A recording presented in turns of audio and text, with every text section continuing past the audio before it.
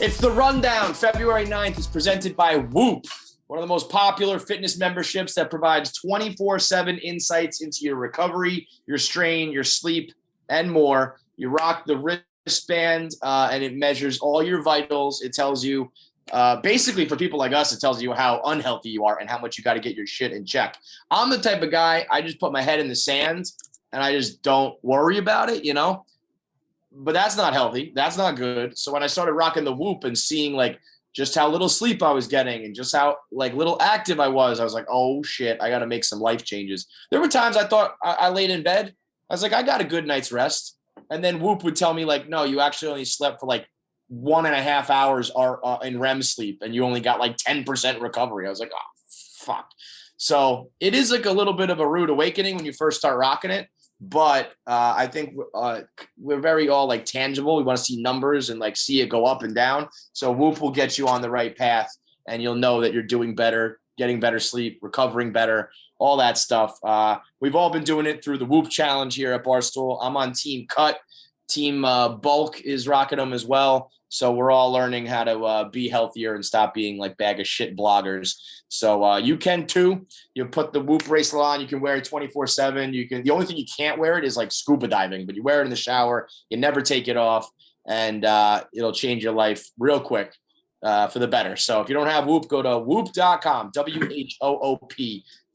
Enter the promo code STOOL and get 15% off at checkout. Sleep better, recover faster, and train smarter. Go to whoop.com and enter code STOOL for 15% off at checkout. We got Roan and the homie Jeff D. Lowe in. Jeff, I hate the dozen. I feel so fucking dumb when I go on the dozen. It's terrible. I feel like I'm a generally like mostly intelligent person. I fucking suck at the dozen trivia. So it's funny because some people say they're not, like Roan is an example. Roan, when you first played, you were like, I'm not very good at trivia, blah, blah, blah. Bro, I mean, Team Yak, Roan, Big Cat, and Shade, they're junk. It's disgusting. It's too good at trivia. Yeah. So I never know. People like you say, you're like, I'm not good at trivia. I don't know. Your team did have one of my favorite answers of all time, though. I tried to be respectful and not bust out laughing. When the Ed Sheeran song played and Jessica's like, that's Pusha T. It's like, fuck, no, it's not. That's Ed Sheeran. Honestly, I didn't know what that song was. Jeski is a music guy. He goes, I think it's Pusha T. And I was like, I don't think Jeff D. Lowe's out here picking Pusha songs, like just think about the guy who's picking here. But yeah, man, it's a disappointing feeling. I'm like, oh, I suck at this. And you guys waffled a couple times early too. What? You guys had you waffled a little bit early on some things. Like you mentioned answers and then didn't say them, and then you were donezo after that. Yeah, well, we're a weird team too. Me, Pat, and Jessica don't have the most experience together, so I don't know what they're from. Anyway, whatever. Go listen to the dozen. Go watch it. But I don't think I'm ever going to do it again. No, KFC, you're playing against Jeff D. Lowe, though. You were exactly right saying this isn't going to be something that Jeff would think of. It's like, what is Jeff's frame of reference? Mm-hmm. And that will help you with the game even more. It's like, but that's why I think I suck, because while I really like Jeff and I think we get along, I think me and you are very different people, Jeff. I think if I were to pick questions, I don't think you would know my shit, and I don't think I'm going to know your shit ever. So probably not. Yeah. No, that's again. See, now you're talking to somebody who's cracked the code. That's why they're the number one ranked team in the dozen. So interesting. Yeah. I've only versus Marvel in like 6 months, so I don't exactly get in a rhythm. But man, it is demoralizing. What's also demoralizing is that Britney fucking Spears is still under her conservatorship and is not set free. I've been talking about it on the podcast and on 1 Minute Man. We haven't done it here on the Rundown yet, though. The new doc is out, Framing Britney Spears. She's not in it because she's not allowed to be, because her fucking team won't let her do anything. But what they do is look at all her interviews and appearances from late 90s and early 2000s through the world of 2021, where, we've done the Me Too movement. We talk about mental health. We talk about bullying and canceling and all that shit. And you realize just how fucking weird we treated that girl. Like, there used to be countdowns to when she was turning 18, and they were asking about, like, did you have fake tits? And are you a virgin? And all this wacky shit from people like Matt Lauer, who turn out to be fucking rapists, and all these people who like probably should have been canceled for the way they were treating this teenage girl. Yeah, she went crazy, but I think we kind of know why. So, Rowan, what do you got on Britney? I don't know if you guys have seen the new doc at all, but on the whole saga right now, what are you thinking? I think that it came from a point in the world where like we as the consuming public like craved access to Britney Spears, and like she didn't have like a way to give us access, so like people almost like took access from her. Like they were just like, we're going to get access to your life and every part of you we're going to have, which is like a weird entitlement thing that we have about celebrities. But I didn't see the documentary. I watched your 1 Minute Man on it, and I saw that Justin Timberlake is getting dragged into the fray a little bit. And I want to know what he did, because I even listening back and like thinking back, like, yeah, he had a similar Britney Spears character in the music video, but like a lot of times we celebrate artists for making their life similar to their art. So it's like, I want to know exactly what he's being canceled for, because I'm a Timberlake guy. It's hard to say. Me too. No, I am too. It's a little unfair because he got cheated on. And once that happens, it's kind of fair game to like take shots and call her out. I think looking back though, I think if Justin Timberlake could have like had a crystal ball and seen what was going to happen, I don't know if he would have done it the same way, because that was the moment that it turned for her, where she went from like the young like new girl to like this bitch. She cheated. She broke his heart. She's a slut. She's a skank. Because he like, it's one thing to do like the Taylor Swift where you make these songs and everyone 99% knows who it's about, but there's still some vague reference, versus he put like a bleach blonde girl who dresses the exact same way in the video and was like, yeah, cry me a river, bitch. And I think that's really when the media changed with her, and the paparazzi like started to hound her and think of her in a negative light. So, I mean, you can't blame Timberlake, but I do think, unfortunately, it took on, like, I think it did her pretty dirty in the long run. Jeff? I see. I just see people saying that they're never going to listen to Justin Timberlake again. And if it's because of that, it's so like, stupid. Whoa. No, that's not fair. That's a bit much. Like, I think he kind of ran up the score a little bit. Like, I think, you dump her, you move on. I think you don't need to take shots like that in the public. But so when somebody does that to you, you have every right to kind of be like, fuck you right back. I think it's a little weird when you're like, I don't know, if you were like a teenager almost, basically like early 20s, and someone's cheating, it's like, I don't know, that's fucking like how it goes. It's not like you've had a family and a whole life together, but I think it just is unfortunate how much it like set everybody else off. If you watch the doc, Jeff, this fucking one paparazzi guy, he looks like George Lopez. He is the biggest motherfucker in the world. He's like, at no point did Britney really ever give us an inclination like, hey, leave me alone. And the producer off camera is like, what about the time that she said, hey, leave me alone? And he was like, oh, that was just for the day. That was just a one-time thing, not for like all of life. It's like, no, bro, she fucking hated you guys and you ruined her life. Yeah, it's such an era thing too. It's like, I mean, remember like she shaved her head and then she was in like one of the it was like Meet the Spartans, like a parody movie. They're like, they're like kicking her down the fucking well. Like, we're like, if that was happening now and she was like shaving her head and all that stuff, like, people would be taking, I think, much more serious too. And like, it fucking sucks. Cause again, you look at like the interview she was given, and I know like Diane Sawyer's getting like raked over the coals for this. She's had her, look up Pink Slime if you want to see a fucking crazy story with Diane Sawyer. That's all I'll say on that. But it's a wild story, like lawsuits and shit with news organizations and bad journalism. But yeah, it's again, it's like, it's such a crazy era thing. And I think you have another one on the topic here, Run, of old videos and old things dug up. And like, I know the Craig Ferguson thing went viral again today, where he was talking about like, I don't really want to make fun of these people for comedy. Like there's clearly something wrong here. Mm-hmm. And like, again, like she had the short, remember she married a guy named Jason Alexander for a day and a half. Like that. Listen, there's no doubt that Britney like is a little bit crazy. But again, it was all used as like what a lunatic. This is hilarious. Like it's just so insane looking back on it. In the documentary, there's one scene on Family Feud. The question is, name something Britney Spears lost this year. And both families are like, her mind, her children, her life, her career, her fans, and everyone's just like yucking it up. And what's interesting is they said, I think as bad as social media is for like almost everybody, she would have greatly benefited if social was around, because as soon as she was able to kind of tell her own story, and I wish that she didn't have this conservatorship because she could really tell the real deal. But once she was able to be like, no, like, look at me, I'm still like dancing and I'm hanging out with my kids. And I'm like a normal mom and I'm not like an absolute lunatic. But back then it was only like, we only knew what the tabloids and the late night shows told us and shit. It is. I mean, social is garbage, but it does give us that, like, that reminder of like, oh, they're also human. Like, these celebrities are, if they are real. If they were doing all that Family Feud shit and all those jokes, and then she put up a video like crying that day, being like, wow, you guys are really hurting my feelings, people would have fucking stopped, you know? Yeah.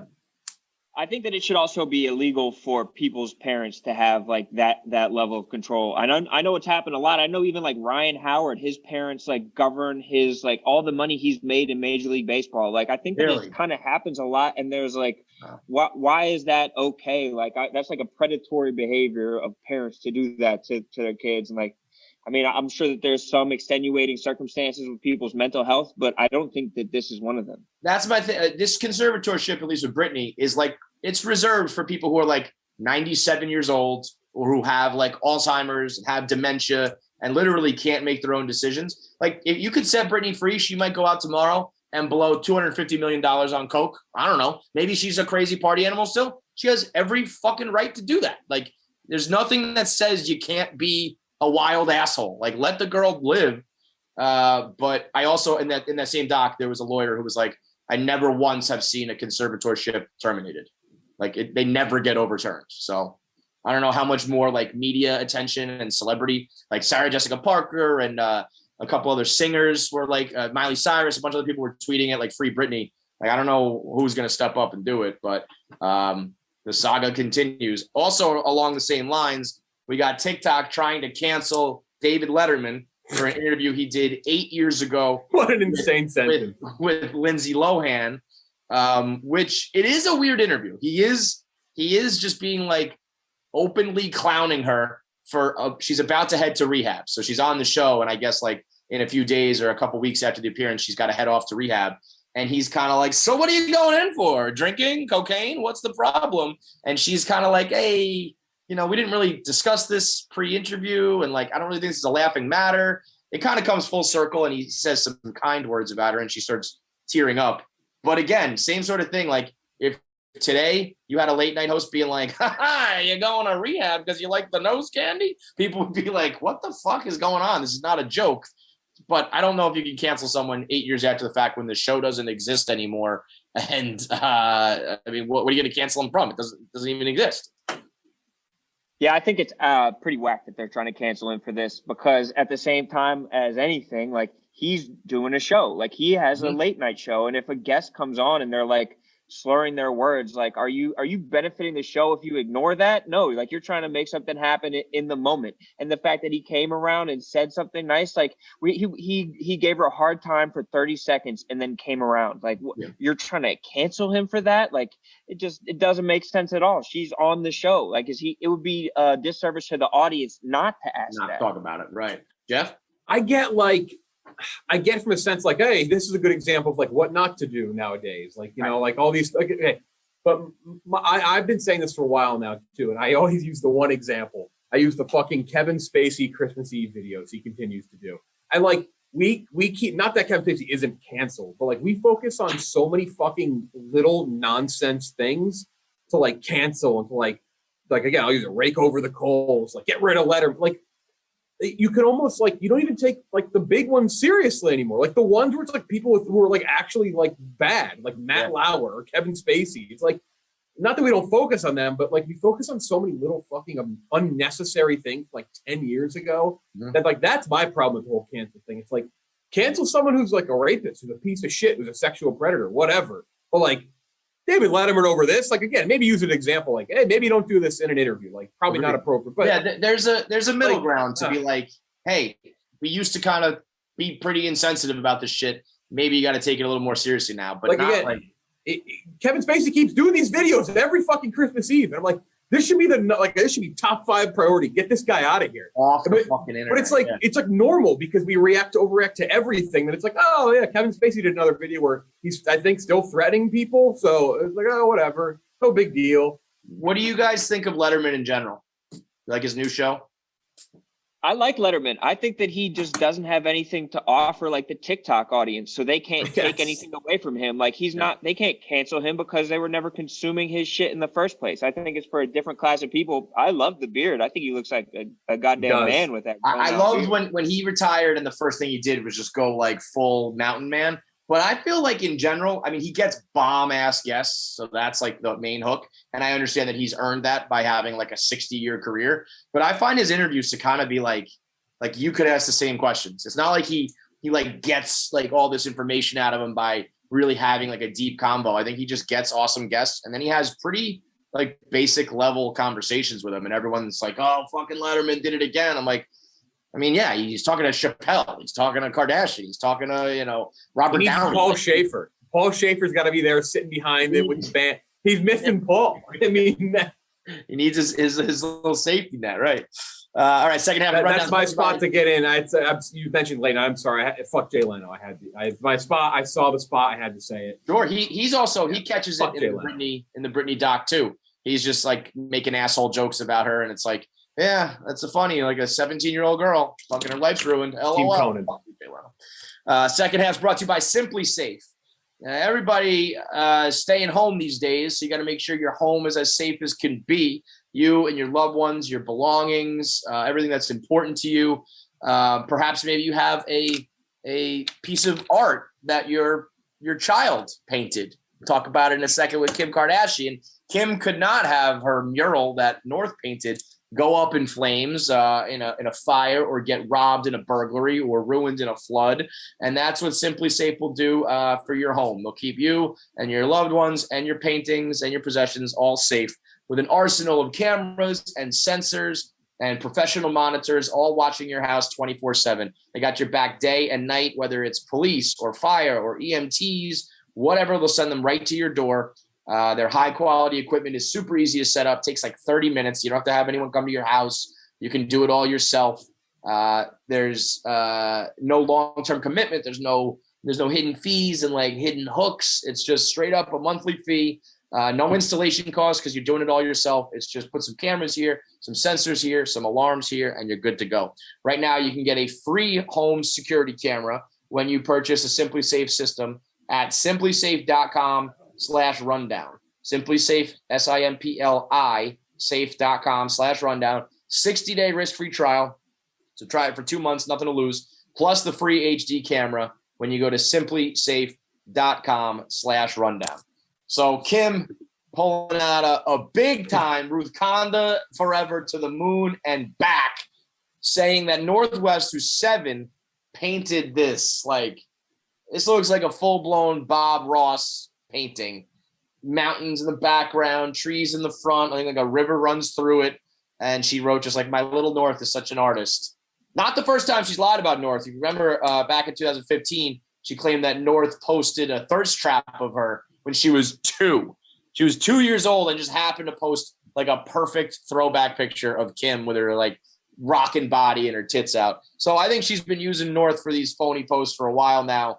Apparently, like some art teacher stepped up and was like, no, I was there. She did paint it. I mean, just no, I put this on 1 Minute Man today. Like, this is the shit that my kid paints. Now she's 7. If in 2, she's 5.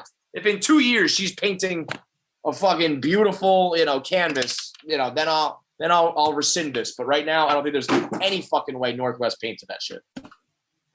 Yeah, what is people's obsession with having their kids be like geniuses or like brilliant comics or like savant level political pundits who are like culturally, they're just not. They're not, and it's fucking fine. Like, even if her brain is half Kanye West brain, like that is not what a 7-year-old does. And like, allow her to be normal. Like, you will never be able to complain about your kid not having a normal life if you don't let your kid have a fucking normal life. Let your kid make a shitty painting without putting it in the fucking Louvre.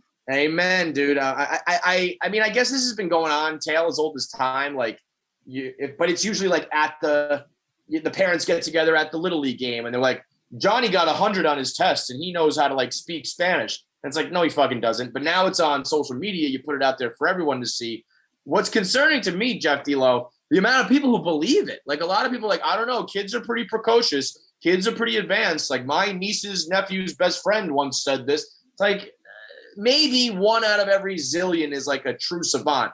The rest of these kids are just dumb like the rest of us. If it was real, we would see they would go, holy fuck, and they'd be selling them right. And she'd be in her room painting away, and they'd be selling the shit out of them. They'd be everywhere. If it was real, they would be stunned, and they would be just mass producing these because they would quadruple their net worth because they'd be selling for everything right now. That's why I don't believe it. I don't even think like it says North at the bottom. Like even that doesn't look like a 7-year-old. It's like a perfect, written North. I'm like, you can't even fake the signature right. But yeah, it's an epidemic. People trying to make their kids something that they're not. It's like my kids, they're pretty dumb. Okay, I'm just gonna put it out there. They're very smart in some ways. They're very dumb in other ways. That's just being a fucking 5-year-old. That's how it works. Okay. And these kids are going to get the benefit of that anyway. Like they are going to get everything. They're going to be fine. They're going to be rich anyway. Like you don't need to further put them at like the front of the line. Like they're going to be okay. Like don't worry about it. Like they don't have to be Picasso off the rip. They don't have to be an impressionist 7-year-old. There's a lot of funny memes floating around of like the Mona Lisa and Starry Night and all these things with North just written down at the bottom. The Last Supper, North. It's very good. I did get a DM today of someone accusing you of getting answers to the dozen off camera last night. I swear to God. And I was like, yes, his young children are over there like, push a T. Yeah, it's like answer. Also, what answers? They were all wrong. I mean, the only thing I got right, I think, was Santonio Holmes. I told you guys from the jump too. I was like, you told me to sit away from my computer. I was like, I'm not doing that. I'm not going to cheat. I'm comfortable on my couch. I promise I'm not cheating. Fuck off. Tom Brady, to the victor go the spoils. You get to, what's it like? The winners write the history books or whatever that phrase is. You get to run up the score and do whatever you want in your victory lap. But his Instagram story is one of the most obnoxious things I've ever seen. I mean, I've never seen the specs that small at the top. He must have posted 30 stories, and a lot of them actually are good.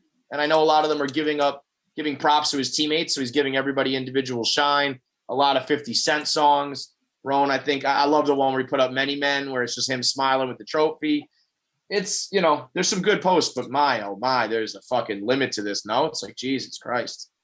Tom Brady doesn't eat anything indulgent. He doesn't drink anything. He doesn't smoke anything. His one vice in this world is jamming shit onto his Instagram.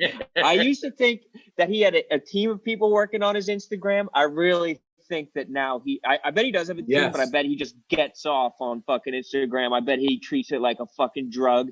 And during the Super Bowl, he was getting high as fuck. That's probably the only reason he does well. He's like, let me win a Super Bowl so I can run a million Instagram posts. His social stuff is so coordinated too that like that's how I agree, Ron. Like I know he's got a team, but he's got access because if his social team is that like coordinated with things they do and they're always like pretty witty and people love his posts, they'd be like, no, Tom, too many. Fuck that. No, this is my Instagram page. I'm doing whatever the hell I want right now. I feel like he had a deal like, okay, PR and management, you guys get to run it like, for the first 17, 18, 19, 20 weeks to see it. If I win the Super Bowl, you give me the password and you don't get to say shit. I get to do whatever I want. And he is living life right now. I mean, he's like Britney Spears. He's like been emancipated by winning the Super Bowl. Like they have him on the TB12. He can't post his own shit. He's like, well, if you win, you can have one day of playing with your own toy. Yeah. He is God, I hate him. I just fucking hate him. I just want him. He's right. Like that the part of the song is like, many men wish death upon me. I'm like, yes, I just want you fucking dead. Just go away, Tom. Enough's enough. Last topic here. Carson Wentz, while we're on the football on football here. Carson Wentz, what the fuck's going on, Roan? People, they want like multiple first round picks. He's not responding to any calls or texts with Howie Roseman. The Bears were like the front runners, but then I thought that was like imminent about to happen, but now it hasn't. I mean, who in the fucking world is giving up multiple firsts for Carson? I think that the first flurry of information that came out through like all these NFL sources was seeded by the Eagles. Like we fucking sowed that, and they wanted, it's like, yeah, 2 first rounders to kind of see what the bites are. And I think this wave of information we're getting now, where they're like, that offer sounds fucking crazy. No one wants to give up even 1 first rounder for him. That's from all the other teams. And maybe it falls somewhere in the middle and you get maybe a first rounder for him. It doesn't look like it. He wants out of town. It's hard to trade a guy who won't take the calls from the GM. And Howie Roseman is blowing up his phone and he can't get a fucking text back. He's welcomed everyone else to town. He welcomed Jalen Hurts to town when he got fucking drafted, and he won't welcome the new coach to town. He's gone. You think he's like a change of scenery guy? Like he'll be good, or you think he's like he just is broken? Maybe, but there's a video going viral today that of all his interceptions this year, and he just looks so bad. It's like fucking anti-Eagles propaganda put out by Eagles fan, because like after seeing that video, you'd be insane to give up like a fucking day 1 or day 2 pick for him. Bang bang bird gang. What do you got, Jeff? I don't know. I just like that my team is not embroiled in shit right now. It kind of rules. Like it's such a weird fit. I guess like 2 years ago we had hype, but there was like that nervous, like we've still never seen them win. Now they've like won games, and maybe they'll suck next year. I don't know, but like I can just kind of sit back and go, oh shit, like they're actually okay, like coach of the year, that's fine. But I will say, if you're an Eagles fan, if you're an Eagles player, there's no worse fan for you to go after you than an Eagles fan. The fact that like an Eagles fan put out like this fantastic interception montage, and it was just well crafted, gets to the point. I mean, it convinced Rowan on Twitter. Your tweet was like, well, I'm convinced now. This got me. It's social media, man. It's fucking dirty. It's not a friendly place. Kevin, would you take him on the Jets? What? Would you take him on the Jets? I don't think I would. Not at that cost. I mean, if it was like a low risk, high reward flyer, I'd give it a shot. But no, I don't think there's any reason to blow like multiple firsts when, I mean, a matter of a couple of weeks ago, people were talking about a relatively similar package to get Deshaun Watson. Yeah. So like where the fuck do you get off throwing that out there for Carson Wentz? As a Jets fan, it feels like for the first time ever, they got a GM and a coach who like at least are respected by other people in the league. I don't believe in getting excited about these things until they happen. It's like, we did the same thing for Todd Bowles. He was like this great fucking defensive mind and was going to run it, sucked as a head coach, went back to being a D coordinator, and everyone was talking about him winning the Super Bowl MVP, but he didn't make it as a coach, So I'll wait and see, but at least it feels like there's respect around the league for the first time ever with Saleh and Joe Douglas. So I feel like I'm in good hands whatever they end up doing, whether it's make a package for Watson or take Fields, or I don't think they can stick with Sam Darnold, which I do think is very much on the table. I think Darnold is the change of scenery type of guy. He's just gone through too much here. It's just between injuries and mono and ghosts and he's like statistically one of the worst fucking quarterbacks in the league. It's time to move on. But I feel like he might still be in my future. So I don't know. We'll find out. But yeah, I don't think Carson's the answer for anybody. Not like I know the Bears are forever like this great defensive team and just need like the one quarterback who can kind of like manage their way through it. I don't think he's that guy either. And also, even if he is, you can't be giving up 2 firsts for like a guy to just manage his way through and rely on the defense. So I think the Eagles are going to end up blinking on that and getting way less. No. Yeah, probably. They might not even be able to get anything for him, and right, then he's on the books. It's a disaster. It's bad. All right, so but you just won a Super Bowl. Just remember. Yeah, that is true. You just won a Super Bowl, so not that I'm not saying you're ungrateful, but also like I don't have like pity. If I was the Eagles, I would be trying to sell Carson Wentz as a Super Bowl winning quarterback. Yes, he did it as a injured backup, but it's still Super Bowl winner. That's probably where they're getting this number. It's like. He was a Super Bowl quarterback, so, you got to get 2 first. That's not how it works.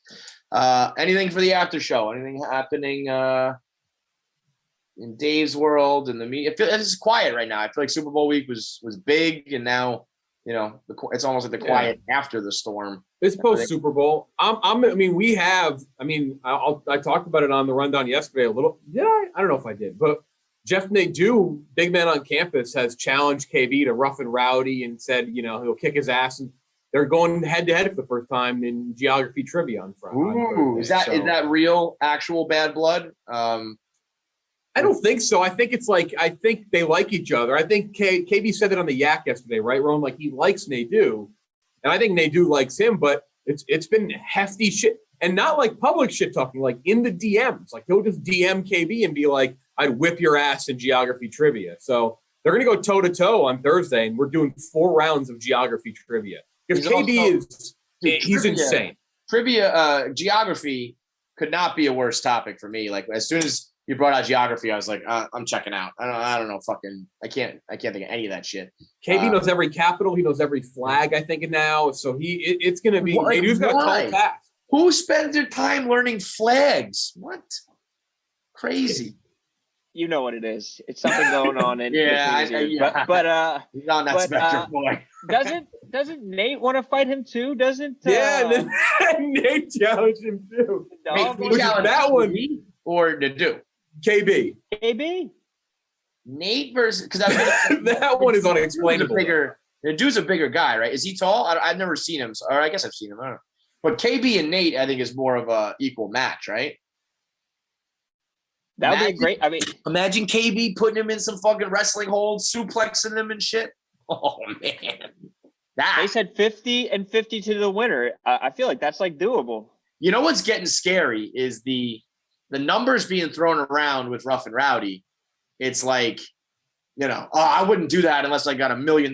It's like, well, we just saw if you can move pay-per-views, you can sell units, you can get $1 million. So put your money where your mouth is. It's like, oh, yikes. Like a lot of people. $1 billion. I got $1 billion. Yeah. What's your number to fight, Ron? $1 billion. I've always said I almost need to calculate all of my potential future earnings, because it will be like such an embarrassment. I think I'll be like run off the internet. So it's like, if you can cover the rest of my lifetime of salary, then maybe I'll do it. But otherwise, not a penny less, because you'll never fucking laugh at my jokes or take me seriously ever again after you see me in that shit. Yeah, it's not the best trying to be funny. Yeah, I mean the train. That's the other thing. It's like that's like the training. You're not just like, all right, going to show up and collect my pay. I mean, I guess you could. Yes, you could. But then you could very much get hurt. And then when is the money even worth it? Even like so. My shoulders pop out at a breeze. Like I don't need to fucking throw a punch. Plenty threw his shoulder out on the fucking rundown. On the rundown. I think he's going to need surgery after that move. That was unbelievable. All right, that's it for us. We'll catch you tomorrow for another rundown. See you.